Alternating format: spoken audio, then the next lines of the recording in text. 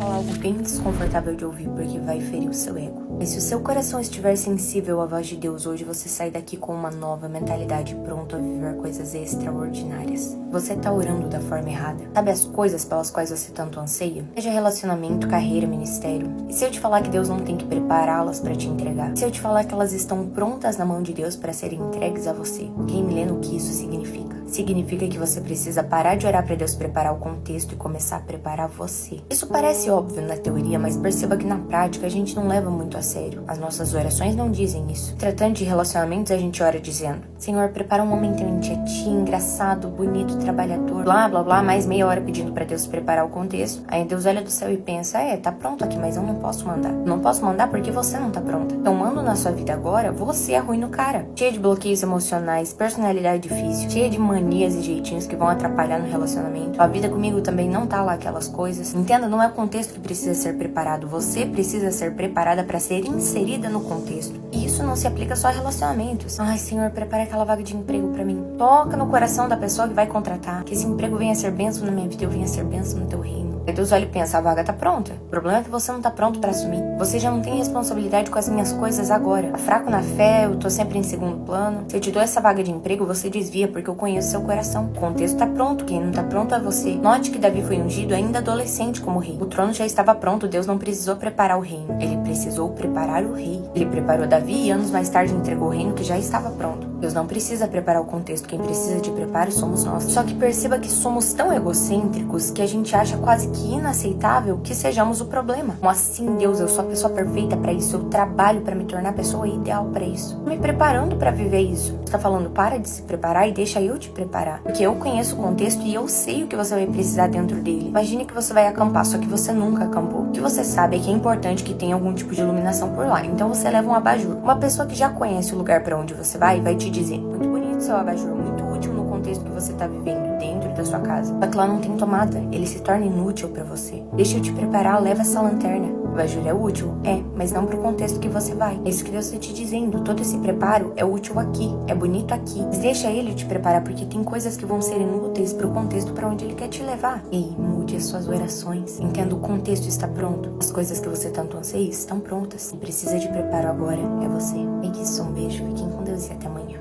Não é psíquico, é demoníaco. Já tem uma série de vídeos nesse perfil falando sobre as coisas que são psíquicas. Hoje a gente vai falar sobre as coisas que são demoníacas. Ontem eu vi o vídeo de um homem ateando fogo no próprio corpo. Ele estava coberto por chamas, o curioso é que ele não gritava, ele não se debatia. Andava calmamente como se nada tivesse acontecendo. Isso é bizarro, sabe por quê? Cientificamente falando, a morte por fogo é considerada uma das piores. A destruição dos nervos gera uma dor insuportável antes que a pessoa desmaie, morra por choque ou asfixia pela fumaça. E eu te pergunto, como a gente explica isso? Analisando de uma perspectiva psicológica, considerando que se trata de uma tentativa de provavelmente ele estava num estado profundo de depressão. Só que isso ainda não explica a tranquilidade em meio ao que estava ocorrendo e a escolha da morte. Porque a dor das queimaduras acontece num campo físico, não psíquico. A reação de gritar, se debater é uma reação instintiva. Acontece de forma inevitável, é impossível humanamente uma pessoa estar em chamas e não reagir a isso. Agora posso falar algo que talvez te choque? Bem provavelmente esse homem estava possesso. Eu sempre falo aqui sobre o equilíbrio entre espiritual, psíquico e físico. E isso é muito sério. Área em desequilíbrio abre brecha para Satanás desequilibrar as outras. Às vezes esse quadro depressivo que levou a essa tentativa pode ter sido ocasionado por opressão espiritual. O que eu presumo que pode ter acontecido é: a pessoa comete um erro. Aí o acusador começa a fazer o que ele faz de melhor, acusar. E a pessoa vai sendo tomada de culpa. Então ela começa a pecar desenfreadamente no intuito de suprir esse sentimento, fugir desses sentimentos, fugir dessa culpa. E isso abre brecha para possessões demoníacas. Inclusive tem um filme muito bom que retrata isso, eu vou deixar nos comentários o nome. Vocês entendem a gravidade disso? Sou estudante de psicologia, o que eu mais falo aqui é sobre a importância de tratar a área da saúde mental. Mas hoje eu quero te lembrar sobre os ataques no campo espiritual. Em quadros depressivos que não são de origem psíquica. São pessoas que estão sendo atormentadas. Aí os crentes estão pensando: não, isso aí não é pra mim. Isso é esquizofrenia, algum transtorno, depressão talvez. As pessoas estão morrendo medicando, estão morrendo tratando com psicólogo. E aí? Te perguntar, parou de existir endemoniado? Sua resposta for não, significa que as pessoas estão entrando dentro das igrejas possessas e estão saindo possessas. Escuta, que não parou de acontecer. A diferença é que Satanás encontrou um jeito de levar pessoas à morte, mascarando possessões e opressões demoníacas atrás de transtornos psíquicos. A igreja sai do comodismo e volta a buscar discernimento para identificar o que é espiritual. Estamos negligenciando nessa área. Lembre-se, a nossa luta não é contra carne e sangue, mas contra principados, potestades, príncipes das trevas e hostes espirituais da maldade. Por hoje é isso, um beijo, fiquem com Deus e até amanhã. Para te destruir, Satanás alimenta sentimentos de vitimização e medo em você. Sabe por quê? Porque ele não precisa te matar, ele só precisa te fazer estagnar. Há uma história que me chama muito a atenção, escuta isso aqui. O povo de Israel se encontrava em um momento de grande apostasia quando o rei Acabe e a rainha Jezabel levaram o povo a adorar um deus pagão chamado Baal. Então o povo esqueceu do Senhor e passou a adorar esse deus pagão. Nesse período, Deus levanta um profeta chamado Elias e o manda ir até o rei e dizer que não cairia chuva sobre a terra até que o Senhor ordenasse que choveria. Tempos depois, Deus manda Elias falar com o rei novamente porque cairia chuva sobre a terra. Elias então convoca todo o povo de Israel e os 450 profetas de Baal e faz um desafio com eles. Esse desafio consistia em ambos levantariam altares e ofereceriam sacrifícios, entretanto não acenderiam fogo. O Deus que respondesse com fogo seria reconhecido como Deus verdadeiro. Os profetas de Baal começaram primeiro. Da parte da manhã até o meio-dia, eles se cortaram, dançavam, entregavam sacrifícios, entretanto nada aconteceu. Quando chega a vez de Elias, ele pede para que as pessoas se aproximem e para garantir que o fogo não acenderia de forma natural, ele pede para que encharquem aquele altar de água de forma que formasse uma vala em volta do altar. Então Elias ora e fala: Senhor, responda-me para que esse povo veja que tu és Deus. E no mesmo momento o fogo desce do céu, consome a lenha, consome o sacrifício, consome as pedras e até mesmo a água que estava ao redor. Ao verem aquilo, o povo de Israel se prostra imediatamente e começam a exclamar que só o Senhor é Deus, só o Senhor é Deus. Naquele dia, sob a ordem de Elias, os 450 profetas de Baal foram mortos. Incrível, não acha? Mas sabe o que é interessante? O rei Acabe então conta para sua esposa Jezabel o que havia acontecido e Jezabel manda um mensageiro até Elias para dizer que o mataria. Mas não é engraçado porque Jezabel era uma rainha. Ela podia simplesmente ter mandado o exército para matar Elias. Entretanto, essa nunca foi a intenção de Jezabel. Ela sabia que não podia tocar na vida de Elias porque ela temia o Deus de Elias. Entretanto, ela podia amedrontá-lo. E foi o que aconteceu. Um homem que recentemente fez descer fogo do céu e matou 450 falsos profetas, de repente se vê fugindo com medo. Escuta que o inimigo, ele não precisa te matar. Ele só precisa te fazer acreditar que você não consegue. Que você é fraco, que você tá sozinho. Pronto. Ele conseguiu. Ele te paralisou através do medo, através desse vitimismo aí. Eu sei que às vezes nós somos tomados pelo sentimento de medo e esse sentimento frustrante de que não somos capazes. Mas deixa eu te lembrar, o Deus que fez descer fogo do céu e aniquilou os profetas de Baal é o Deus que guerreia por você. Se deixe levar pelos sentimentos de medo e de vitimismo. Isso é armadilha de Satanás para te paralisar, para te estagnar. Mas no nome de Jesus eu determino que todo sentimento de medo, todo vitimismo caia por terra. Eu determino que você seja tomado de ousadia para vencer todo o levante do inferno sobre sua vida. Hoje Deus renova suas forças e te dá ânimo para lutar novamente. Deus não quer os seus restos. Deus não quer os 5 minutinhos de oração que você oferece depois de dedicar 5 horas do seu dia às redes sociais. Deus não quer o seu louvor de adoração no domingo depois de passar a semana inteira adorando a Satanás através de músicas, vídeos, consumindo coisas que apenas te distraem do Senhor. Deus fica com o que sobra, né? Com aqueles últimos minutinhos da noite onde já estamos cansados, não queremos mais conversar com ninguém, então nós falamos com o Senhor aquela coisa rápida só pra não passar em branco. Mas tá tudo bem porque Deus tá vendo o meu esforço, né? Não, mas eu vou ao culto todo final de semana. Desde que não tenha uma programação mais interessante. Eu amo o Senhor, mas se eu tiver que escolher entre Ele e o meu relacionamento, eu vou escolher o meu relacionamento. Eu amo o Senhor, mas que Ele não me faça escolher entre Ele e minhas amizades, porque eu vou escolher as amizades. Eu amo o Senhor, mas eu não consigo abrir mão do meu vício nas redes sociais para dedicar mais tempo a Ele. Mas eu amo o Senhor. O que sobra é isso que a gente oferece para alguém que deu a vida no nosso lugar. Os restos. É isso que nós entregamos ao homem perfeito, a personificação do amor, o homem que foi traído, condenado injustamente, torturado, zombado e morto em nosso lugar. É isso que ele recebe. Os 5 piores minutinhos do nosso dia, uma canção ou outra aos finais de semana. É isso. Deixa eu te falar, Deus não recebe a sua adoração, porque Deus não recebe restos. Deus não aceita as sobras. A palavra fala: amarás o Senhor teu Deus de todo o teu coração, toda a tua alma e todo o teu entendimento. É tudo. Deus não quer o seu amor de forma parcial.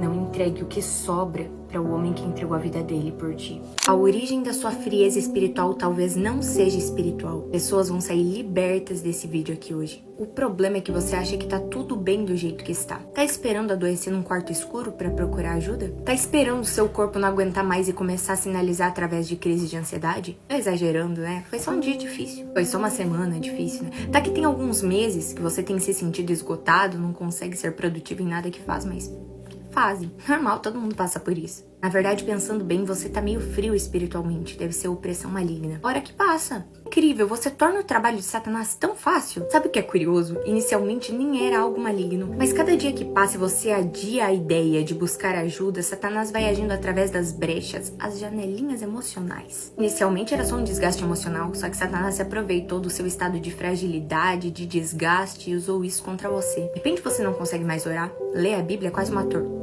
Você vai à igreja por pura rotina, a sua vida com Deus tá indo pro buraco e agora você tá numa grande frieza espiritual. Realmente, agora a crise é espiritual, mas a origem dela é psíquica. Se tivesse tratado a área emocional lá atrás, o inimigo não tinha encontrado brechas para te deixar nesse estado. Agora você tá voltando aos velhos hábitos, os pecados de estimação estão voltando, os comportamentos impulsivos estão tendo mais espaço no seu dia. Você procrastina em tudo, não consegue ser produtivo em absolutamente nada. E cada dia que passa você está mais distante de Deus. Eu sei que você se sente constantemente cansado, desanimado, e eu sei também que você se convenceu de que esse desânimo é fruto de frieza espiritual. Mas deixa eu te falar, não é. Você acha que psíquico, físico e espiritual são coisas separadas? Escuta com muita atenção. Se uma dessas áreas está em desequilíbrio, Satanás acha brecha para atacar as outras áreas. Se o espiritual está em desequilíbrio, Satanás acha brecha para atacar o seu físico e o seu emocional. Se o emocional e a área física estão em desequilíbrio, Satanás encontra brecha no seu desgaste para atacar o seu espiritual. O problema é que geralmente a gente foca na área que está sendo atacada e esquecemos de analisar as áreas que podem ter originado esse estado. A verdade é que muitas pessoas não conseguem ter um relacionamento saudável e constante com o Senhor porque vivem com essas outras áreas em desequilíbrio. Ah não, Milena, mas eu tenho certeza que no meu caso é espiritual. Ah é? Então ora. Se for espiritual no poder da oração, essa opressão vai ter que bater em retirada. Se isso não acontecer, considere tratar essas outras duas áreas. O problema é que muita gente ainda acha que para procurar apoio psicológico você tem que estar em um estado crítico. E seu corpo está sinalizando, não se deixe entrar num estado crítico. Organize essa área emocional. Trata o que tem que tratar.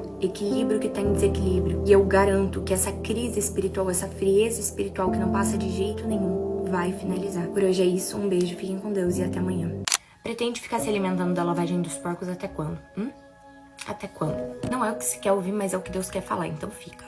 Você sabe que é inútil, sabe que Deus não tá no negócio e quer ouvir mais? Você tá atrasando suas próprias bênçãos, porque não tem como viver um novo de Deus enquanto não encerra ciclos antigos. Ai, Milena, é que eu não consigo. Tem razão, não vai conseguir nunca, porque você se agarrou a essa ideia de uma forma. Agora se imagine no final da sua vida, ainda esperando consideração de uma pessoa que não dá a mínima pra você. Satanás venceu. Matou seu sonho de ter um casamento abençoado, filhos abençoados, e você tá preso num relacionamento abusivo, onde você é tão dependente emocional que aceita ser tratado como lixo. Você é uma pessoa tão incrédula do poder de Deus que se submeteu às migalhas de Satanás pelo medo de ficar só. Curioso, não é? A sua própria companhia é tão ruim que você prefere estar acompanhada desse ser humano desprezível. Nossa, o inimigo é ótimo no que faz mesmo. Ontem mesmo eu conversava com uma pessoa, uma mulher linda que parece uma boneca. Duas formações, uma mulher inteligente, uma mulher que tem o sonho de casar, uma mulher jovem, linda. E ela afirma que não consegue sair desse relacionamento abusivo do qual ela se encontra há muito tempo. Gente, uma mulher dessa sai na rua, sai na esquina, tem 5 homens querendo casar com ela. Sabe, a palavra fala que Satanás é o pai da mentira e eu vou dizer pra vocês, olha, ele faz muito bem o seu trabalho, sabe? Quando damos lugar, ele nos cega da realidade, nos faz esquecer de quem somos, do nosso valor, de modo que nós venhamos nos submeter ao lixo mesmo. Vocês se recordam da parábola do filho pródigo? Um filho que tinha tudo na casa do pai, então se deixa levar pela ilusão criada por Satanás de que o mundo era melhor, saiu de casa e acabou tendo que comer a lavagem dos porcos. É o que tem acontecido com você. Satanás te convenceu que se alimentar da lavagem dos porcos é melhor do que não ter o que comer. Mas deixa eu te falar, o pai te espera em casa com um banquete. Deus te convida hoje a dar esse passo de fé, deixar esse ciclo para trás, voltar para casa do pai e se alimentar do banquete que ele tem reservado para ti. Você não vai passar fome. Não se submeta a isso por medo. estava me amaldiçoando e não sabia. Fica que essa história é boa. Eu sempre enfrentei muitos problemas quando se tratava de relações amorosas e eu me apeguei à ideia de que eu tinha bloqueio emocional. E eu falava abertamente, não, eu não dou certo com ninguém porque eu tenho bloqueios emocionais e enfim. Além disso, eu desenvolvi um costume de fazer muitos comentários sarcásticos e piadinhas com relação à minha vida amorosa. Comentários do tipo, ai, é que eu só gosto de homem que não presta. Ai, só gosto de homem que me faz de trouxa. Meu Deus, devo ser repelente de homem. Mas tipo, piada, entende? Ai, são só comentários sarcásticos. Pra resumo da ópera, do ano de 2023 pra 2024, Satanás quase me destruiu através da minha vida amorosa. Cada palavra que eu proferi em tom de brincadeira voltou pra mim como forma de maldição. Nenhum homem bem intencionado se aproximava e eu acabei me apaixonando por um homem que não presta o chão que pisa. Resultado, fiquei doente, muito doente. Porque eu lutei muitos anos contra a depressão. Então, quando eu passo por algumas crises, é comum que eu entre em um estado depressivo. E foi o que aconteceu. Eu quase morri. Provérbios vai falar, a língua tem poder sobre a vida e sobre a morte. E os que gostam de usá-la comerão do seu fruto. A gente não tem noção do impacto das nossas palavras. A gente pode edificar ou a gente pode destruir através delas. A gente fala muita coisa brincando, sabe? Mas deixa eu te falar, Satanás não brinca em serviço. Muito cuidado com aquilo que sai da sua boca. Não se destrua pela sua própria língua. Quando o Senhor me trouxe essa compreensão, eu orei fazendo um desligamento de tudo aquilo que eu profetizei sobre a minha vida de forma não intencional. E eu vou falar pra vocês, parece mágica. Quem não tem fé não consegue acreditar. Deus tem restaurado a minha vida emocional, tem me dado inteligência emocional de uma forma assim inexplicável. Mas não apenas isso, entender o poder da palavra me fez ser uma pessoa que profetiza bênção sobre si mesma. Como eu falei antes pra vocês, eu lido com a depressão. E às vezes quando eu entro num estado depressivo, eu começo a procrastinar tarefas que são importantes. Tarefas como ir pra faculdade, limpar a casa, ir pra academia, tarefas que eu preciso fazer. Toda vez que isso acontece, eu tenho repreendido em voz alta. E eu vou falar pra vocês, tem mudado a minha vida. Ai, Milena, é que esse papinho religioso não é pra mim. Ok, eu estou falando de uma perspectiva cristã, mas o que eu trago aqui não é empírico. Isso tem comprovação científica, a gente utiliza dentro da psicologia. As famosas palavras de afirmação têm um enorme poder de cura. Palavras positivas estimulam a liberação de ocitocina e dopamina, neurotransmissores responsáveis pela liberação do prazer, do bem-estar, da conexão. Em contraste, palavras negativas ou críticas frequentes ativam o sistema límbico associado ao estresse e às respostas de luta e fuga, o que pode gerar ansiedade e insegurança. Vai por mim, quando você entender o poder da sua palavra e começar a usá-la em seu favor, a sua vida vai ser outra. Faça o teste, 1 semana, depois você volta aqui e me conta, eu vou estar esperando, ok?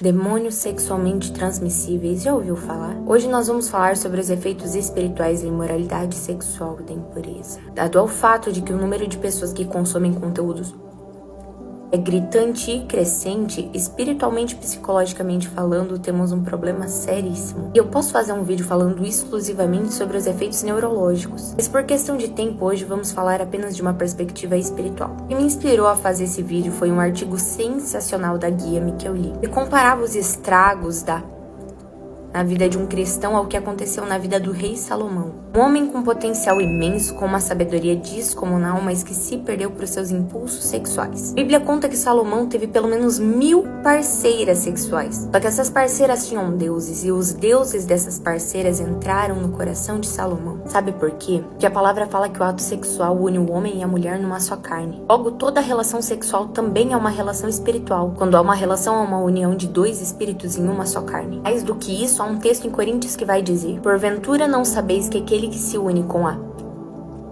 faz-se um corpo com ela? Diante disso, entende-se que o espírito está em um dos parceiros passa para o outro. Uma relação sexual dentro do casamento é o encontro com Deus, enquanto uma relação sexual fora do casamento é uma relação entre as pessoas que a praticam e os demônios que se entrelaçam entre os dois. E o artigo fala, pior do que contrair uma DST é contrair um DST. Foi o que aconteceu com Salomão. Inúmeros falsos deuses entraram em seu coração. E talvez você esteja se perguntando o que isso tem a ver com A palavra afirma que se você olhar para uma mulher com intenção impura, o seu coração já houve uma relação com ela. Existe forma tão impura de olhar para alguém quanto através da...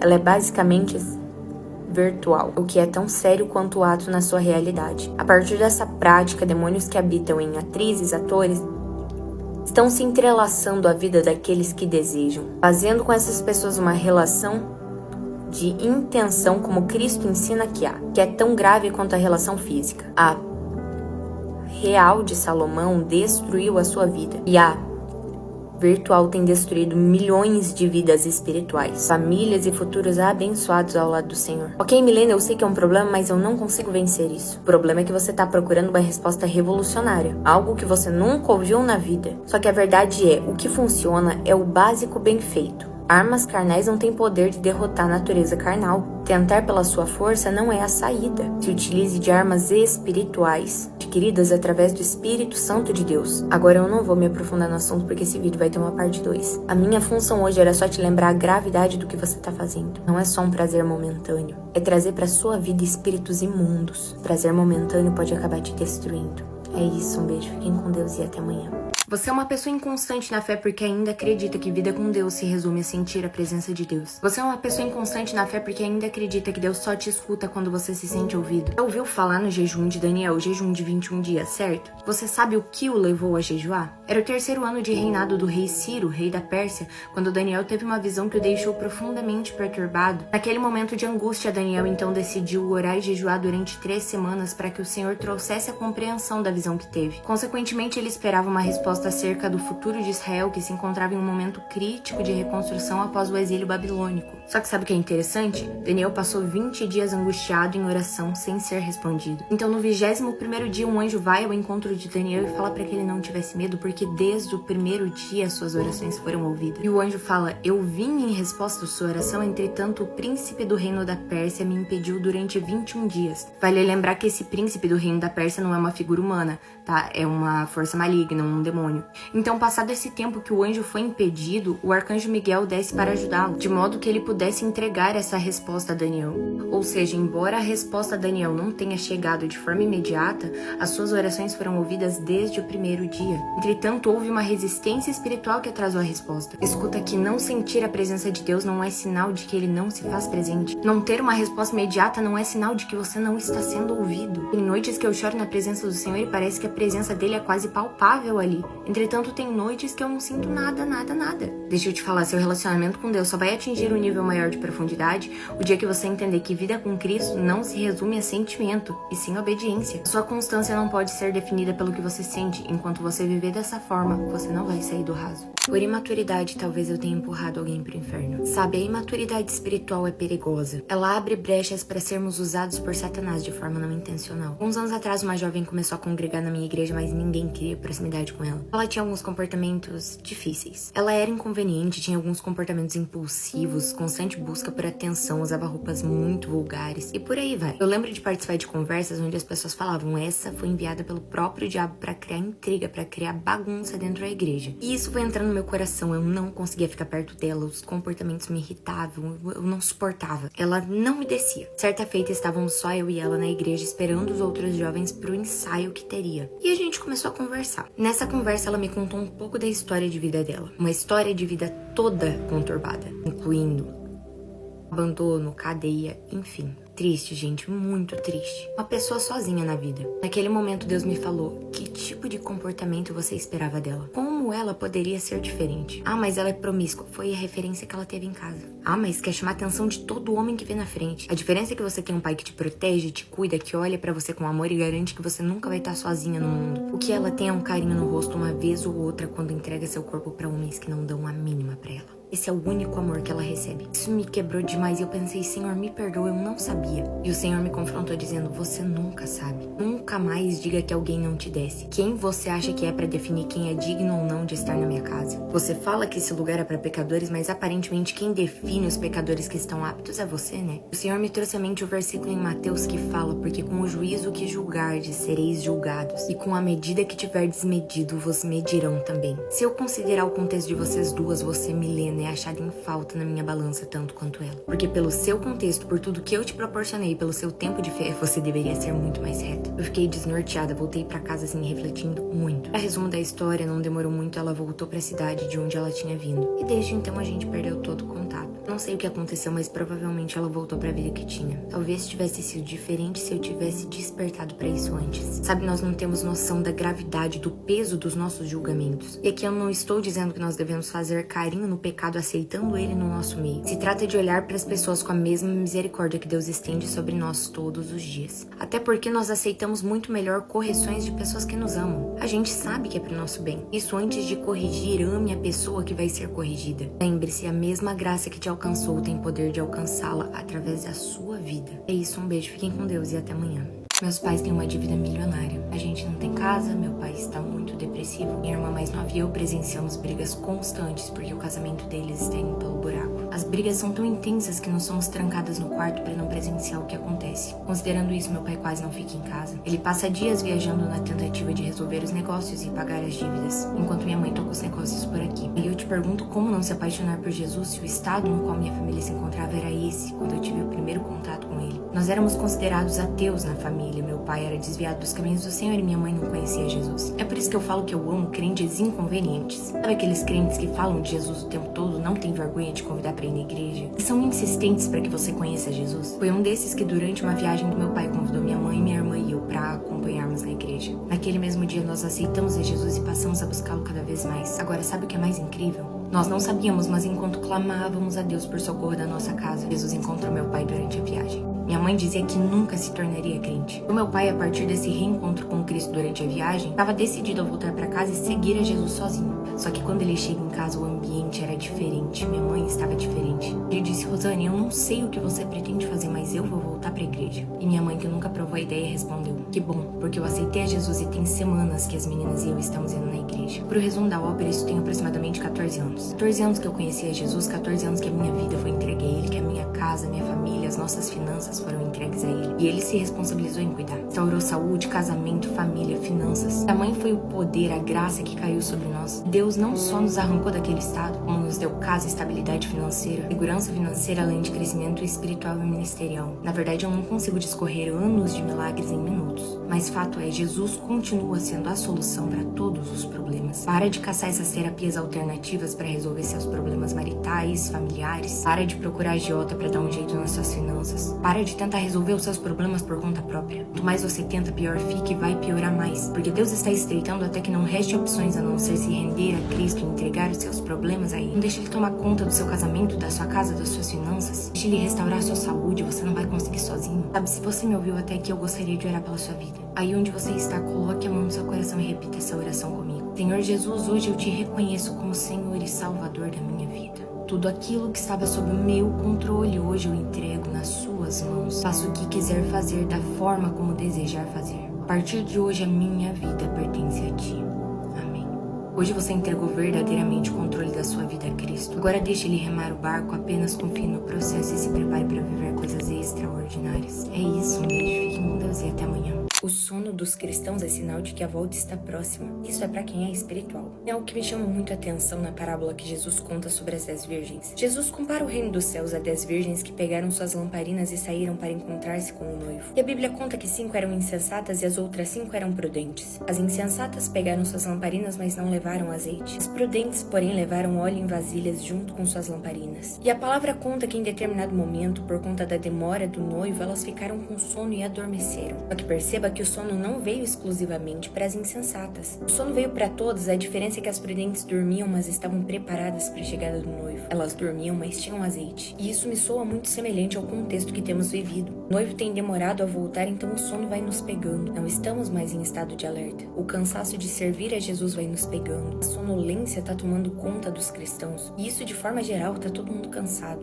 A diferença é que mesmo com sono, alguns continuam carregando azeite. Porque mesmo cansados, continuam crendo que a qualquer momento o noivo vai chegar. Se eu te falar, não tem problema se sentir cansado, não tem problema achar que o noivo está demorando para chegar, mas tenha reservatório de azeite. Tá todo mundo cansado, eu não tô dizendo que você tem que estar 100% motivado a orar, ler a Bíblia, jejuar jejuar, consagrar, evangelizar, fazer 1001 coisas pro reino. Não, não é isso. O sono tá pegando, talvez você não se sinta motivado como antes, mas você precisa começar a fazer o seu reservatório de azeite. Se a parábola for fiel ao que realmente está para acontecer, significa que essa sonolência das pessoas com relação ao evangelho, esse cansaço de esperar o noivo, antecede a sua chegada. Começa a fazer o seu reservatório de azeite hoje. Ora com sono, jejua com sono, consagra com sono, evangeliza com sono. Não tem problema estar com sono, mas não dá para dormir sem reservatório de azeite. E é interessante que a Bíblia conta que à meia-noite ouviu-se um grito que dizia: o noivo se aproxima, saiam para encontrá-lo. Então as virgens acordaram e prepararam suas lamparinas, e as insensatas, não tendo azeite, saíram para procurar, só que já era tarde. O noivo chegou enquanto elas procuravam azeite. Sabe, o problema é esse, todo mundo acha que vai dar tempo. Não, tem muito que piorar ainda para Jesus voltar. As pessoas estão esperando um alerta que indique o momento em que o noivo vai chegar. E deixa eu te falar, esse alerta que você tá esperando para tomar uma posição, não vai acontecer. Esse alerta já vem acompanhado com o noivo. Quando gritam que o noivo tá chegando, ele já tá aqui. As insensatas foram à procura de azeite e não deu tempo. Deixa eu te falar, comece hoje o seu reservatório de azeite. O sono tá pegando, mas não dá pra dormir sem reservatório. Amanhã pode não dar tempo. Vigiai, pois não sabeis o dia nem a hora em que o Filho do Homem há de vir. É isso, um beijo, fiquem com Deus e até amanhã. É muito difícil ouvir a voz de Deus quando você já decidiu o que ele deve falar. O que eu vou dizer aqui vai doer e depois vai passar, então fica. Eu acho incrível como Deus é claro em seus sinais. O problema é que nós temos a tendência de procurar brechas para manter viva a esperança em relação a coisas que no fundo nós já sabemos que não são para nós. Que eu me refiro especialmente a relacionamentos, mas já percebeu como tem pessoas que só passam atrás de profecias, revelações, insistindo a Deus por respostas, enquanto a gente olha de fora e pensa: meu Deus, só falta um anjo descer do céu e falar que não, porque todos os sinais visíveis apontam a resposta. Deixa eu te falar, isso é coisa de crente maturo na fé. Não há diferença nenhuma de um crente, é sempre uma pessoa que procura cartomantes. A verdade é que nós fugimos dos sinais visíveis porque é mais fácil do que aceitar que a resposta é não. Então você fica naquela: quem cala consente. Se Deus não falou com tais palavras, é porque é um talvez. No fundo, nós queremos acreditar que de alguma forma os planos de Deus conseguem se alinhar com os nossos. E isso acontece porque nossa fé é tão limitada que nós não conseguimos enxergar que Deus tem algo melhor para nós. A palavra fala: há caminhos que ao homem parece direito, mas o fim deles é a morte. Sabe, a gente subestima Satanás. A gente esquece que ele nos observa dia e noite, sabe nossas fraquezas, sabe onde tocar. Então, tudo aquilo, toda oferta que vem de Satanás, ela vai se parecer muito com aquilo que almejamos e pedimos a Deus. E é por isso que surgem as dúvidas, porque você pensa: nossa, me parece a pessoa perfeita. Não é porque parece bom aos seus olhos que é algo que provém do Senhor. É isso que eu preciso que você entenda. Se for de Deus, não gera dúvida. Se for de Deus, não te afasta dele. Se for de Deus, preza pela sua santidade. Se for de Deus, não te faz negociar os seus princípios. Você não precisa de sinais mirabolantes. Deus fala na simplicidade. Quer ouvir a voz de Deus? Pare de tentar escutar apenas aquilo que você quer ouvir. Talvez Deus já esteja falando. Pare de fugir da resposta. Hoje eu não tô pra brincadeira, então só fica se tiver culhão pro que eu vou dizer. Eu não quero ninguém choramingando. Se você não aprender a dar fim a ciclos destrutivos, você vai passar a sua vida inteira vivendo de mediocridade. Milena, mas eu oro. Eu faço jejum, eu faço campanha de oração na madrugada, eu oro pra que Deus tire do meu coração se não for a vontade dele. Só que parece que cada vez eu gosto mais. Acho que é um sinal pra eu continuar orando pela gente. Eu vou tentar pegar leve porque a gente vai falar de assuntos delicados, tá? Quer saber de uma coisa? Talvez você nem ame tanto assim essa pessoa. É que você se ama tão pouco que acaba se submetendo a esse sofrimento por achar que nunca vai achar alguém melhor. Tem razão, Milena. Eu amo mais ele do que eu amo a mim mesma. Isso não é romântico. Isso é ridículo. É antibíblico até. Você tá ferindo um mandamento. Quando a palavra fala amar ao próximo como a ti mesmo, se trata de entender que amar a si mesmo é um requisito para amar o próximo. E quer ouvir mais? Sabe aquela passagem que diz assim: acaso não sabeis vós que o corpo de vocês é templo do Espírito Santo? Quando a gente lê isso, a gente radicaliza. Não, verdade. Eu cuido do meu templo.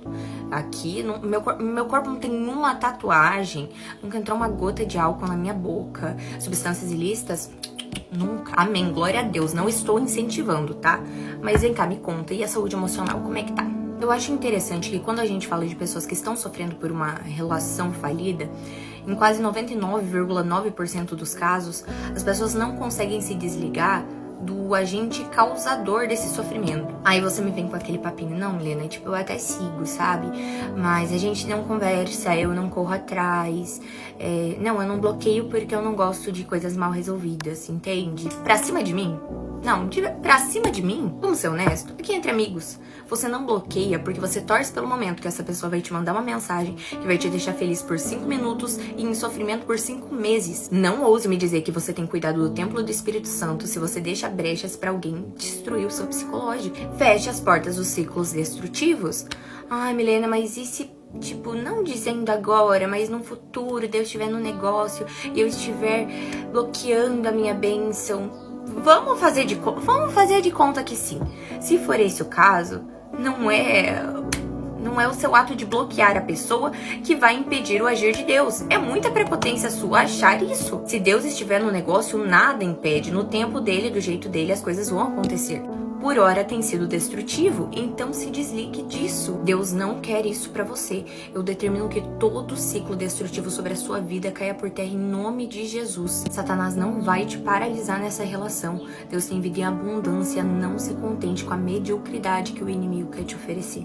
Você não é um cristão ruim porque parou de sentir vontade de buscar Deus. Sabe, eu tenho aproximadamente 14 anos como cristã e se eu orei 20 vezes por vontade própria nesse tempo, foi muito. Escandalizado, achou que era a minha parte favorita do dia, né? Não é. Entende? É muito bom estar em oração, eu amo estar na presença de Deus, mas na maioria das vezes me achegar ao Senhor é quase um sacrifício. Nossa, Milena, é assim que você enxerga seu momento de comunhão com Deus? Eu amo meu Pai, eu amo estar na presença dele, mas a Bíblia já alertava que a nossa carne não ia querer alimentar o Espírito. Eu tô abrindo o jogo com vocês porque eu reconheço que tenho influência sobre as pessoas que me seguem. Eu sei que algumas pessoas me enxergam como referência na fé, então eu preciso que você entenda que não é um cristão ruim porque não sente vontade de buscar a Deus como outras pessoas aparentemente sentem. Parece que algumas pessoas têm uma chama, né? Um amor diferenciado pelas coisas de Deus. Isso é lindo, eu realmente acredito que acontece, é o ideal, mas a verdade é que são exceções à regra, a maioria das pessoas não tem essa chama. O próprio apóstolo Paulo vai dizer em Romano, pois o que faço não é o bem que gostaria, mas o mal que eu não quero, esse eu continuo fazendo. Sabe o que diferencia um bom cristão? Fazer mesmo sem desejar fazer. Você não é um cristão ruim por não se sentir motivado, você se torna um cristão ruim quando deixa a desmotivação fazer com que você não cumpra as suas obrigações como cristão. A gente precisa desconstruir essa ideia de que homens e mulheres usadas pelo Senhor são pessoas que queimam pelas coisas de Deus o tempo todo. Em dias que sim, a vontade é de evangelizar o país inteiro, cuidar de crianças em vulnerabilidade, fazer projetos sociais, mas na maioria dos dias nós precisamos vencer a nossa carne e cumprir as nossas obrigações como cristãos. Preciso falar com Deus porque é uma necessidade do meu espírito, ainda que a minha carne não queira. Preciso ler a Bíblia porque é uma questão de necessidade, não pode estar relacionada à minha motivação.